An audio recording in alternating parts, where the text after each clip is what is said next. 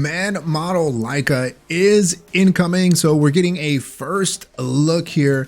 And, you know, we've been, ever since she came out with Bellion, right? The boss that you have to fight before Bellion. It's been a unit that's been on everyone's mind. She is pretty OP in game. And, you know, I was really hoping that she was going to be an OP unit. Even a limited unit, but I guess we already had a grass limited in Landy, so I didn't think we were going to get another like ROBO WAIFU limited anytime soon. But she does look pretty cool. But her kit does, I don't know. She has a pretty interesting kit. It does seem kind of stacked, but I don't really think she's going to be a PvP unit. Not that that's a bad thing. I think that she's going to be more of a PVE unit, and you'll see why here in a bit. But she is a Ranger Gemini.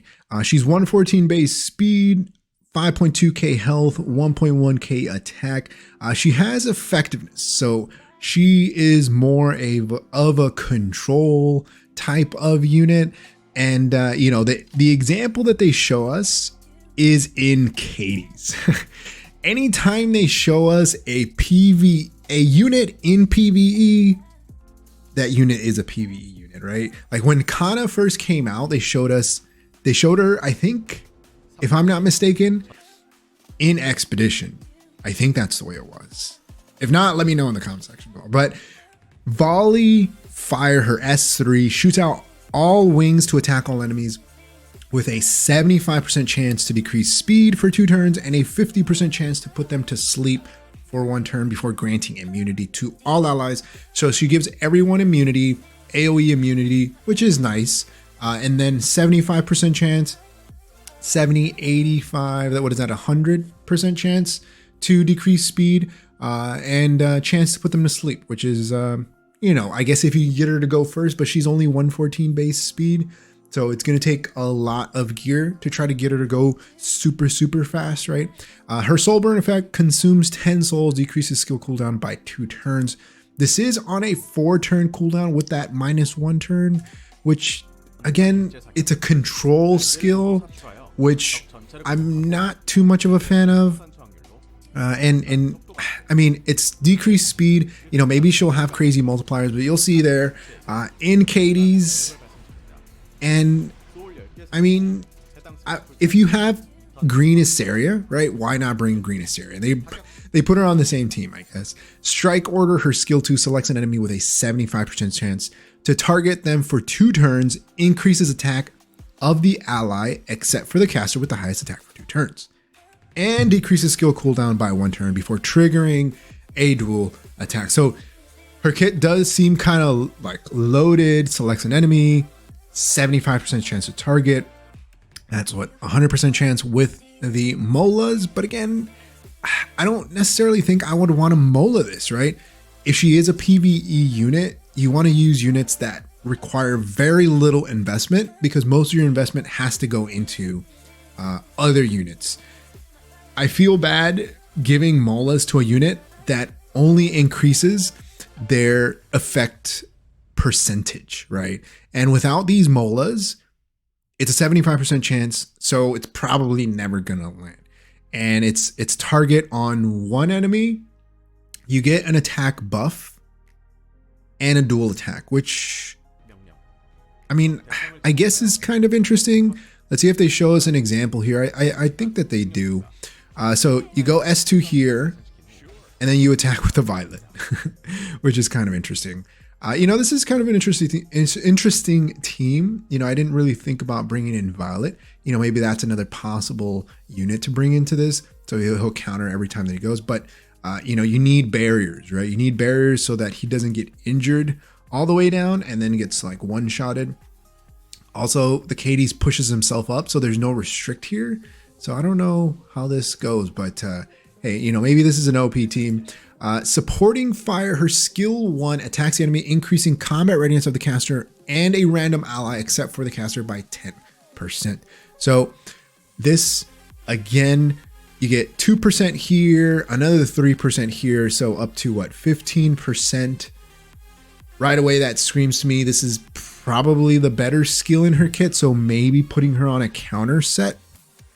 And I know counter sets are usually meant for PvP, right?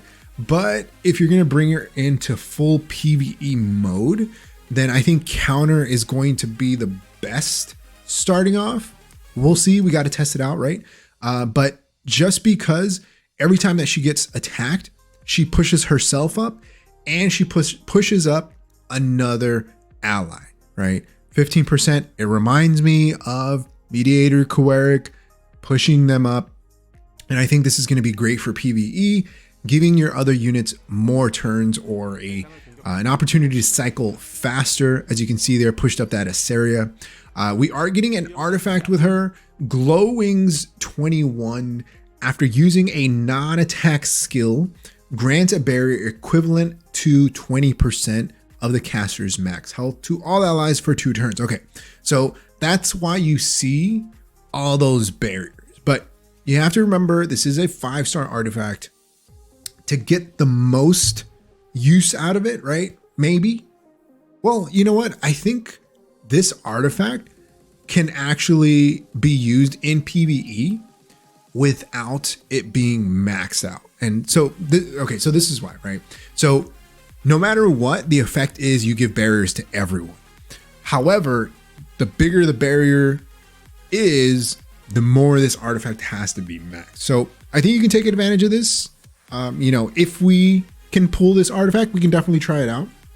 But again, to get the full 20% barrier, 20% of the caster's max health, you have to remember that. So if you're bringing in Laika, she's going to be like a tanky support, right? If you put this on her, because she has to have very high HP, because you want her to give as big of a barrier as possible. This effect can only be activated once every 3 turns and can only apply to 1 hero within a team. So it grants a barrier equivalent to 20% of the caster's max health to all allies for 2 turns. So 2-turn barrier, you cycle through it every 3 turns. I think this is pretty decent for PvE if we're looking at her in a bubble, right? So like a tanky control PvE unit, I think can work. Otherwise, you know, what other ranger are you going to put this on? Non-attack skill with high HP. I guess like another support, like a support Cerise or something. I don't know. Let me know if you have any other ideas who this might go on in the comment section. But, you know, if we are bringing her in, she's going to have to be not doing a lot of damage, right? Not doing a lot of damage. Let's see if we can see how much damage she does here. She's 14k on this one. Yeah, 0 crit, as you can see there. So she's there for the immunity and the barriers and that target, right? So you're going to want to build her tanky, high effectiveness, pretty decent speed to be able to support everybody else. You're getting the target, you're getting the immunity. You want her to cycle as fast as possible and pushing up everybody. The artifact does seem pretty cool, has pretty nice art. Other than that, you know, who else are you going to put this on? You know, I think we have to wait and see. Maybe other PvE content.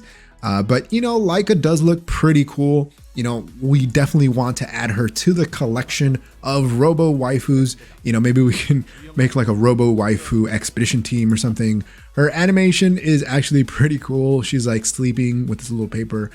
You know, if anything, we're going to pull her just for the lobby animation, but she is dropping on December 30th. Let me know your thoughts in the comment section below. Are you going to be pulling for her? Do you have bookmarks to pull for Robo waifu Laika? Which one is the better waifu? Flan, Landy, Kana, Brinus, which never came out, or Laika? Let me know in the comment section below. Like always, if you haven't enjoyed the video, hit that like button. If you haven't subscribed, hey, think about subscribing. It really helps the channel grow and reach more people like you who like content like this. Like always, thanks for watching, and I'll see you next time. Peace.